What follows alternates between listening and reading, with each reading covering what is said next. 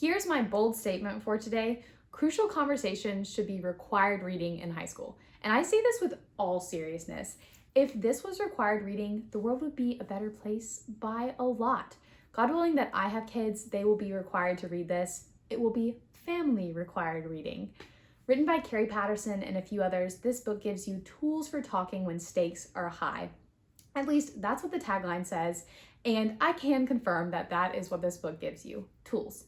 And some interesting tidbits, like how when we are under pressure, we go into fight or fight mode, and the hairs on the back of your neck stand up. You have an adrenaline rush, and then your brain diverts blood to your muscles in your arms and legs, and then your brain gets less blood, which contributes to poor communication skills and conversations gone wrong. I can think of times where there must have been no blood in my brain by the way I handle conversations. But with this book, there's hope. Communicating or great communicating is rare. It's hard. Think about the last time you snapped at a friend or a family member when the conversation started off going really well. You were talking about Christmas cookies, and the next thing you know, you're in a full-blown presidential debate on whether or not you decorate the Christmas tree before or after Thanksgiving. Crazy.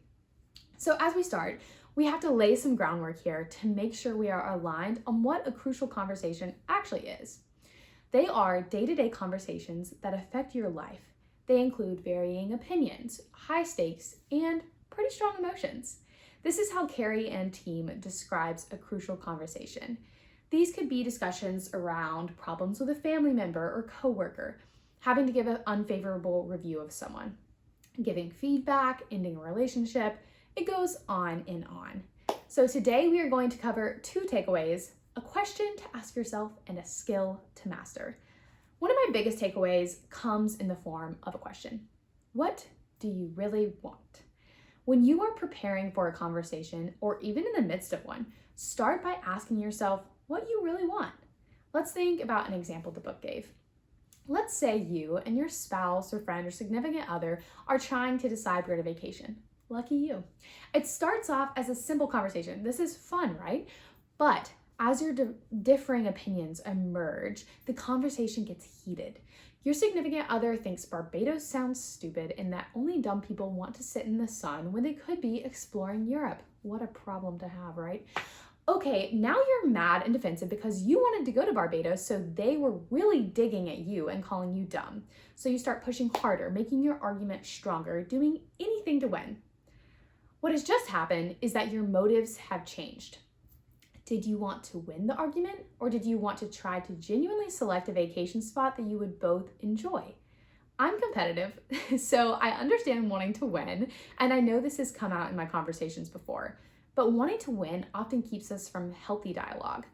Shifting our mindset here allows us to be open to hearing others. If we don't just want to be right or win, if we want to make the best decision, then we will be humble and graceful and open to different ideas.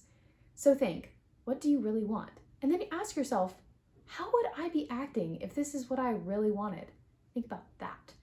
This is something I've already started implementing. Before recently, I entered a conversation that I knew would be charged. I thought about what I really wanted and how it was beneficial to the other person as well.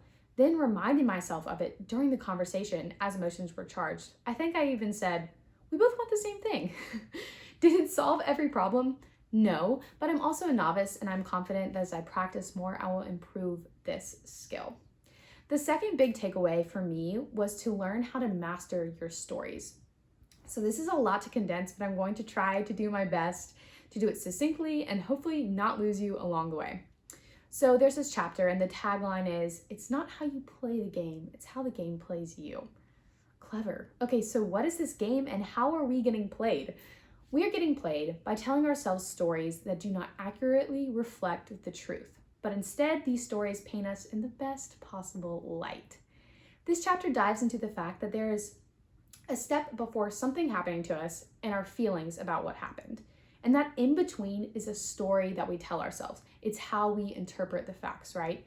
Those stories explain the why, how, and what has happened, of what has happened. And we add in motive and judgment. And so then from that, we have our emotions, and then we act in some way. So it goes, see or hear, tell yourself a story, feel, and then act. I think an example is best here to illustrate. So in the book, there's an example that there's a woman and her male teammate have a presentation coming up. They were supposed to be presenting together, but as they start, he jumps in every time she pauses and ends up presenting all the ideas they developed together and takes up at least 4/5 of the presenting time. Now, the woman's immediate thought is, man, he's downplaying my contributions because I'm a woman.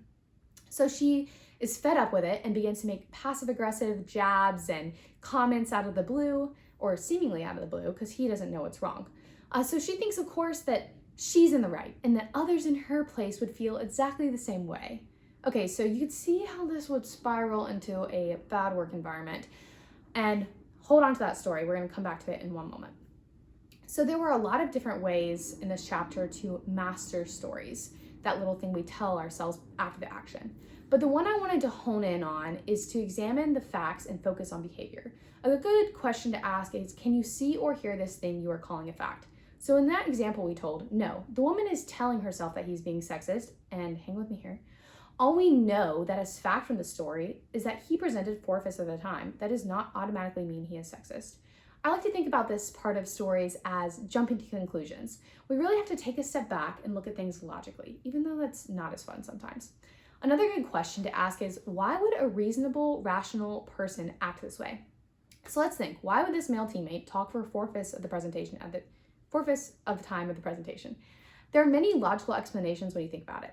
Maybe he's super passionate and excited about the topic and just runs off with it. Maybe he gets nervous when presenting and he talks too much. Maybe he actually doesn't have much practice presenting and needs to work on that. Maybe there's a lack of clarity or there was miscommunication on who was covering what topics, so he took the reins. The options are honestly endless, but you may never know unless you sit down and actually have a conversation about it. And in a conversation like this, it's not fun, it's not easy, but you need to try to present what you saw as kindly as you can, which reading the rest of the book helps with. So back to our story. The woman decides she's going to meet with her teammate. She found out that he gets nervous when he presents, and so he talks a lot, and he apologized. He didn't even realize he was doing it. See, there's a logical explanation, and one in which he actually wasn't the villain. We don't always get a nice ending like that with a pretty bow on top, but we need to give people the benefit of the doubt and the space to talk through issues. And just 2 other notes on stories. We like stories, and there are several different kinds. We like to tell ourselves these little stories so that we can lessen our responsibility, especially if we are the victim, if someone else is a villain, and if we are helpless in the situation. Stories also explain that emotions do not just happen to you. Others don't make you mad. You make you mad. You make you mad. Or you let something make you mad. There is a space between what happens and your emotions, and in that space is where we create our emotions.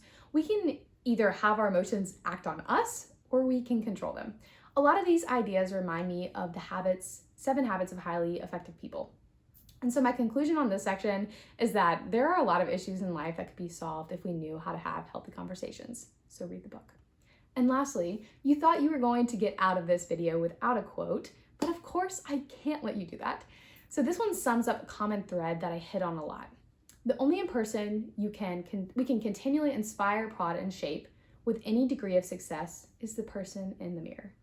You have to start with you, because whether we like it or not, we often contribute to the problems we're experiencing. And no matter how much we beg and plead, we cannot force others to change. We can only make ourselves change. So let's get started having some successful, crucial conversations. Thank you so much for listening. As always, follow the hashtag the Spinal Tap. And until next time, happy reading.